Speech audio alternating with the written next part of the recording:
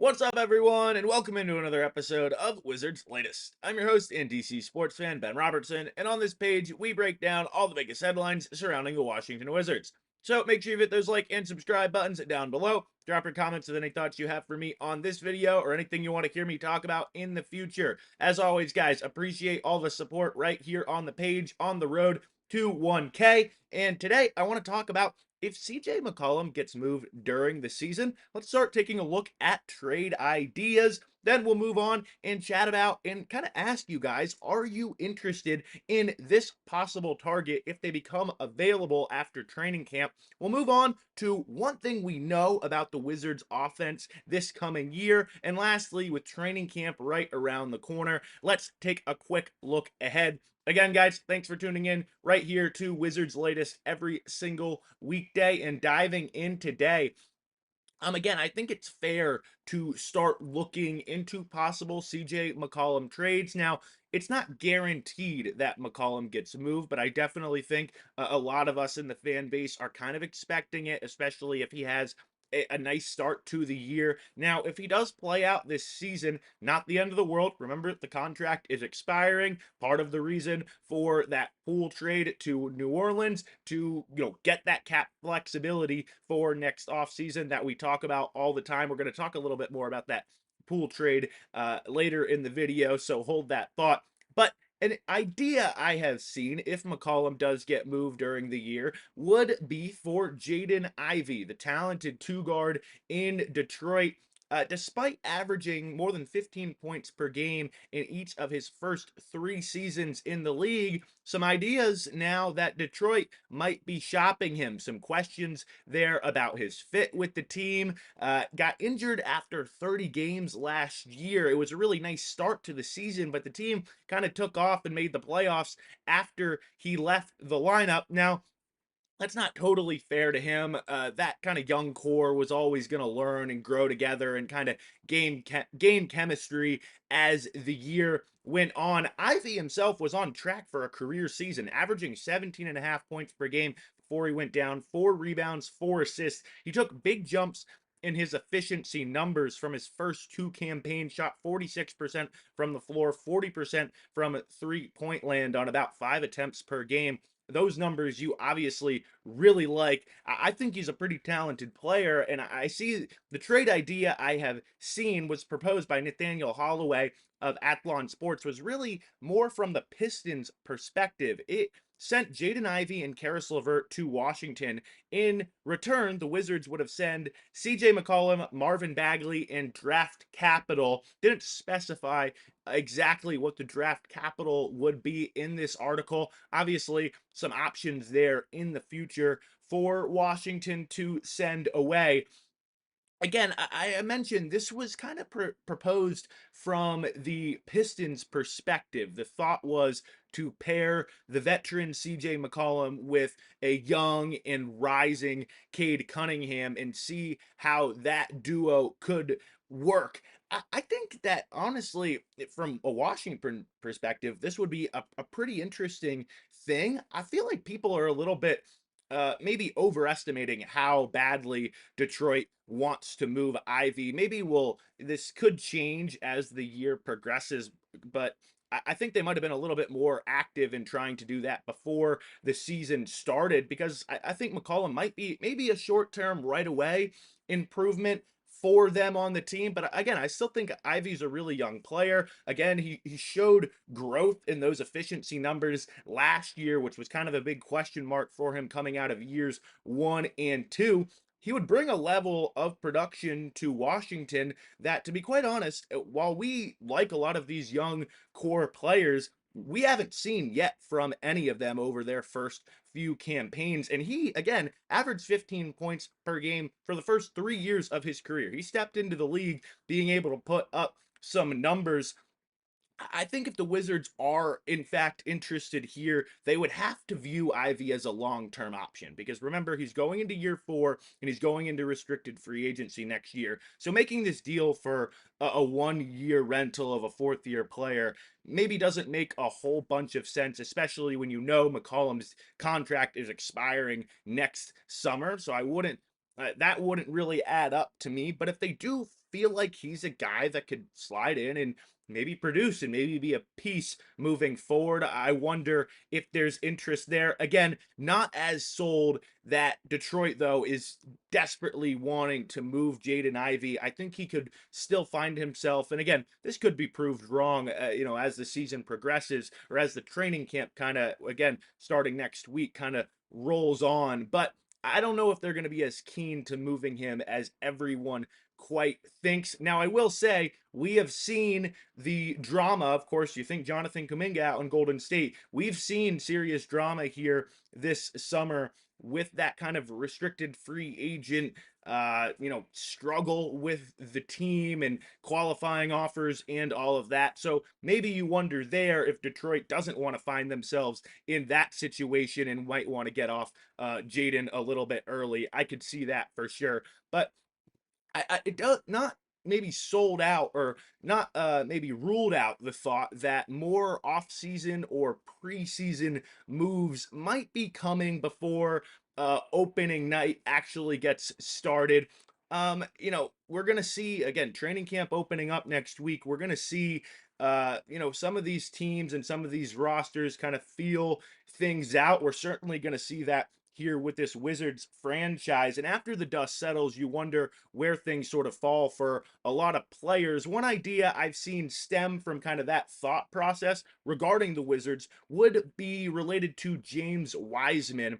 Currently with Indiana, he signed there last year. He tore his Achilles in the season opener, got traded for cash during the year, and eventually signed back with the Pacers here this offseason.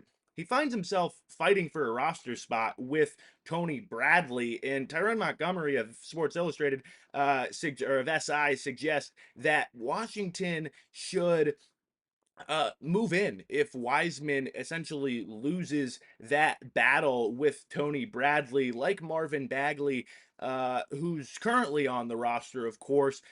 Wiseman's kind of a guy that maybe just according to his draft status never quite lived up to the billing. I know, wasn't the coming into the league was just sort of viewed as a can't miss type prospect. Honestly, going back to that draft, it sounds a little bit weird. I always thought the Warriors should be targeted LaMelo Ball actually over him a little bit. I kind of envisioned.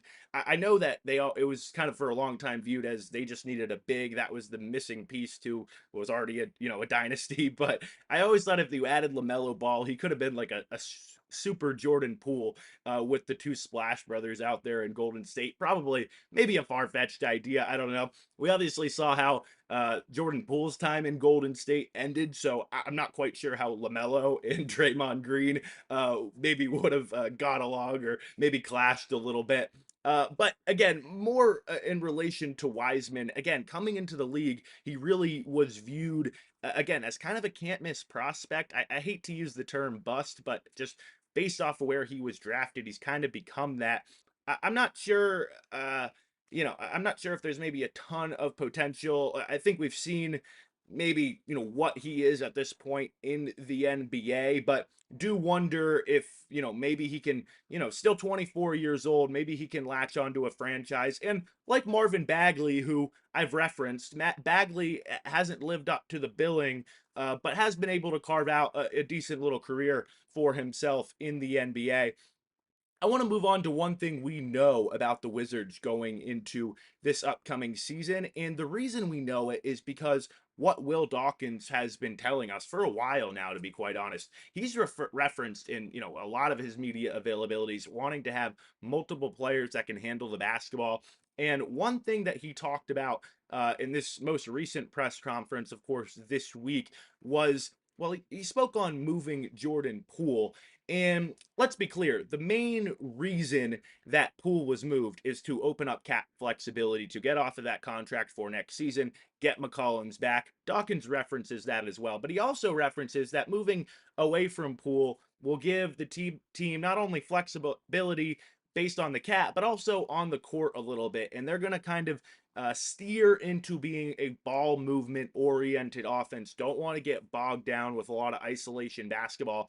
And Again, I love this. I think this is the way of the modern NBA, to be quite honest. You go back to the 2014 Spurs, where they dominated the league because they could pretty much just move the ball quicker than the defense could rotate. It was really impressive. Obviously, carried over into the Golden State era of dominance. Um, I know that Steph and Clay's shooting ability is what defines that Golden State team, and obviously once they added Kevin Durant, it just became a juggernaut. But also, the reason that team has been so successful is because they can attack you from all angles. It's rarely one guy holding the basketball. For an extended period of time. If you do see that, it's late in games when Steph Curry is, dribbling up top, breaking down some poor opposing point guard or maybe a big man to get switched on to off the dribble. That's when you see the isolation. But for the majority of the game, the ball stays really hot. They all have such great shooters that it's just impossible to stop. You think about a recent team like the Celtics embody this as well.